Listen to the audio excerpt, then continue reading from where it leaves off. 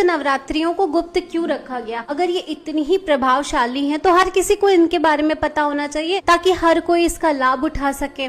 ये सवाल आपके दिमाग में भी कभी ना कभी तो आया ही होगा। तो चलो बताते हैं आपको गुप्त नवरात्रियों को गुप्त रखने के पीछे का कारण क्या है और गुप्त नवरात्रि और नॉर्मल नवरात्रि में क्या डिफरेंस है।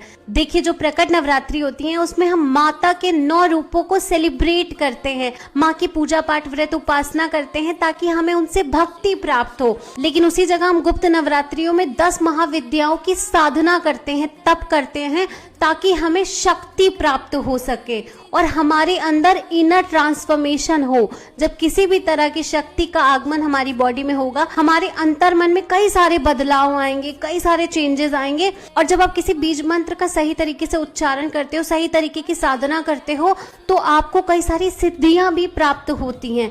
तो गुप्त नवरात्रि का मेन मोटिव है सिद्धियों को प्राप्त करना, शक्ति को और ज्यादा जगाना। और ये नवरात्रि गुप्त इसलिए रखी गई क्योंकि हर किसी में पात्रता नहीं होती, हर कोई योग्य नहीं होता कि वो सिद्धि को प्राप्त कर सके। क्योंकि साधना करने के लिए भी आपको बहुत सारी तपस्या करनी होती है, अपने अंदर बहुत ज्यादा सेल्फ कंट्रोल लाना होता है, पूरी तरह से 10 दिनों के लिए सांसारिक जीवन से कट ऑफ हो जाना होता है। इसमें होता क्या है, कंटिन्यूअसली एक जगह बैठ के मंत्र जाप करना है, तप करना है, अपने आप में सेल्फ कंट्रोल रखना है, सात्विक भोजन लेना है। कुछ लोग तो बिल्कुल जरा से भोजन पर 10 दिन के लिए निर्वाह करते हैं, बहुत कठिन होता है जिसको शायद मैं एक्सप्लेन भी ना कर सकूं।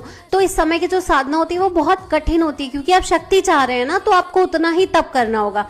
तो हर किसी में योग्यता नहीं होती, इसलिए हर किसी को ये नहीं बताया जाता था। गुरु शिष्य परंपरा थी तो गुरु उन्हीं शिष्यों को बताते थे जिनमें पात्रता होती थी। और एक कारण और था इस चीज को सीक्रेट रखने का कि अगर ये बात उन लोगों तक पहुंच गई जो कहीं ना कहीं दूसरों का बुरा करना चाहते हैं और उन्होंने साधना कर ली, तो उनकी जो शक्ति है, उनकी जो सिद्धि है, वो दूसरे लोगों के लिए, समाज के लिए विनाशकारी हो जाएंगी।